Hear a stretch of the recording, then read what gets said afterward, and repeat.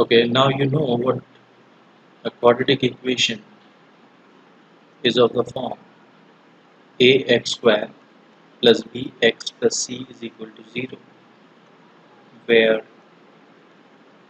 a, b, c are real numbers and a is not equal to 0. And by quadratic formula, you know the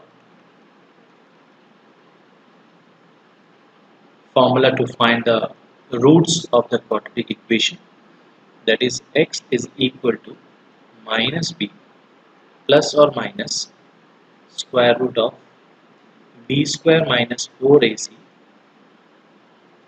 whole divided by 2a. Now this will give the value of x. This will give the value of x. That is, x is going to be a number. That is, the root. X means the value of x. X means the value of the variable, or in other words we say the solution, or in other words we say the roots. So how to find the nature of the roots? That will be dependent upon this factor, that is whatever is written under root, we have a special name for it. We denote it by d, b square minus 4ac, where d stands for discriminant. Discriminant. And this d, that is b square minus 4ac, actually determines the nature of the root. That is, first point, if d is positive, that is greater than 0, then roots are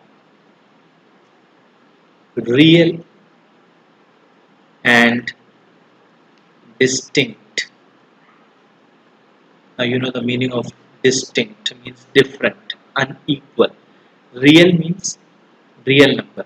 That is, whenever d is greater than 0, the roots of the quadratic equation are going to be real and different. Two different numbers we will get. If second, if d is equal to 0, then roots are going to be equal. Roots are equal and of course real. Real and equal. And third, if d is negative, it is less than 0, then we say roots are not real. No real roots exist. No real roots exist. So these are the 3 points which will determine the nature of the roots. In addition to this, we can just have a combination of two, that is first two. If I write by combining first and second point, that is d is greater than 0 and d is equal to 0, that is, if d is greater than or equal to 0, then we can conclude that the roots are real. It can be distinct or it can be uh, equal, because if d is strictly greater than 0, then it will be real and distinct. If it is only equal to 0, then the roots will be uh, e equal. But in both the cases, roots are going to be real. So no real roots exist only in this case, that is third case, if d is negative.